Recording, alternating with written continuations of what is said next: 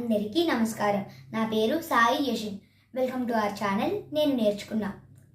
శ్రీ వాగ్దేవి కళాపీఠం వారు నిర్వహించిన కథల పోటీల కోసం నేను కొన్ని కథలు నేర్చుకున్నాను. ఆ కథలలో మీకు ఇప్పుడు ఒక కథ వినిపించబోతున్నాను. ఆ కథ పేరు స్నేహఫలం. చ్యవన మహాముని గంగా యమునల సంగమ ప్రదేశాన ధ్యాన సమాధిలో ఉన్నాడు. చేపలు ఆయన శరీరమంతా ఎక్కి హాయిగా తిరగడం మొదలుపెట్టాయి. ఆయన దయతో వాటిని మన్నించాడు. వాటి చేష్టలకు మిన్నకున్నాడు. అలా 12 ఏళ్లు గడిచిపోయాయి. ఒకనాడు జాలరులు ఆ ప్రాంతానికి వచ్చి వల వేశారు. చేపలతో పాటు ఆ వలలో చ్యవనుడు కూడా చిక్కుకున్నాడు. వలను పైకి తీసిన బెస్తలు చ్యవనుణ్ణి చూసి భయపడ్డారు. క్షమించమని ఆయన కాళ్ళ మీద పడి వేడుకున్నారు. ఈ చేపలతో కొన్నేళ్లుగా సహవాసం చేయడం వల్ల వాటి మీద నాకు మక్కువ, హక్కు ఏర్పడ్డాయి.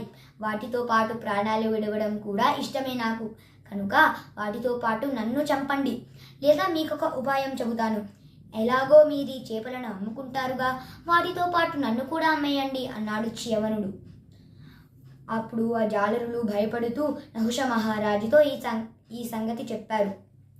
ఆయన చాలా భయపడిపోయి మంత్రులందరినీ వెంటబెట్టుకుని మహాముని దగ్గరకు వెళ్ళి, మహాత్మా, తెలియక అపరాధం చేశారు బెస్తలు, పాప పరిహారం ఏమిటో సెలవియ్యండి అని అడిగాడు. అప్పుడు చ్యవనుడు, మహారాజా, బెస్తలు తమ వృత్తి ధర్మం చేశారు, అందులో వారి తప్పేముంది? పాపం వాళ్ళు చాలా శ్రమపడ్డారు కనుక నా శరీరానికి తగిన వెల వాళ్ళకివ్వు అన్నాడు చ్యవనుడు. ఆయన మనసులో కోపం లేనందుకు నహుషుడు సంతోషించాడు. మంత్రిని పిలిచి ఈ బెస్తలకు 1000 మాడలివ్వండి అన్నాడు. ధర్మంగా ఇవ్వు మహారాజా అన్నాడు ముని. అయితే 10,000 ఇవ్వండి అన్నాడు రాజు. చాలదు అన్నాడు ముని. 1,00,000 సరిపోదన్నాడు ముని. సరే 1,00,000 ఇవ్వండి అన్నాడు రాజు. అన్నాడు ముని. పోనీరా, రాజ్యంలో సగం ఇచ్చేస్తానన్నాడు రాజు. నువ్వు నీ మంత్రులు మాట్లాడుకుని సరైన వెల ఇవ్వండి, దీనికింత చర్చ ఏమిటి అన్నాడు ముని. నా రాజ్యం మొత్తం ఇచ్చేస్తానన్నాడు రాజు. చెవును నవ్వుతూ సరిపోదన్నాడు. ఇంకేం చేద్దాం అని మంత్రులందరితో సమాలోచన చేశాడు. ఇంతలో అక్కడికి గవిజాతుడు అనే మహాముని వచ్చాడు. నహుషుని సమస్య ఏమిటో అడిగి తెలుసుకున్నాడు. అప్పుడు ఆయన ఇలా అన్నాడు, మహారాజా, చింత విడిచిపెట్టు. గోవులకు విప్రులకు భేదం లేదు. సకల వేదాలకు ఆశ్రయమైన మునికి వెలకట్టడం చాలా కష్టమైన పని. బ్రాహ్మణుడితో సమానమైనదే గోవు కూడా. కనుక గోవు నివ్వు, వెల సరిపోతుంది అని ఉపాయం చెబుతాడు. నహుషుడు సంతోషించి చ్యవనుని దగ్గరకు వెళ్ళి, మహాత్మా, నన్ను దయచూడు. నీకు వెలకట్టడం ఎవరి వల్ల సాధ్యం? గోవునిస్తాను, అనుగ్రహించు అన్నాడు. అప్పుడు చ్యవనుడు సంతోషించి, అలాగే ఇవ్వు, సరైన మూల్యమే నిర్ణయించావు అన్నాడు. నహుషుడు అప్పుడు గోవును జాలరులకు ఇచ్చాడు.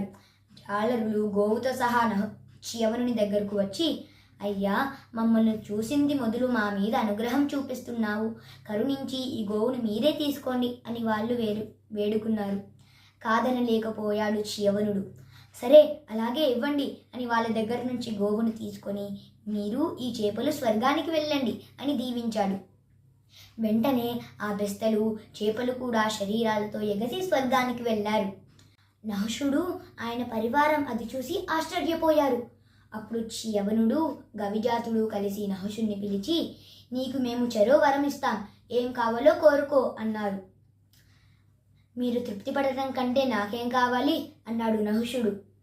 రాజా, నీకు ధర్మపరత్వం, దేవేంద్ర వైభవం కలుగుతాయి అని దీవించి వాళ్ళిద్దరూ అంతర్ధానమయ్యాడు. నహుషుడు పరమానంద భరితుడయ్యాడు. సజ్జన సాంగత్యం వల్ల ఉత్తమ ఫలితాలుంటాయని చెబుతూ నారదుడు ధర్మరాజుకి కథ చెప్పాడు. ధన్యవాదాలు.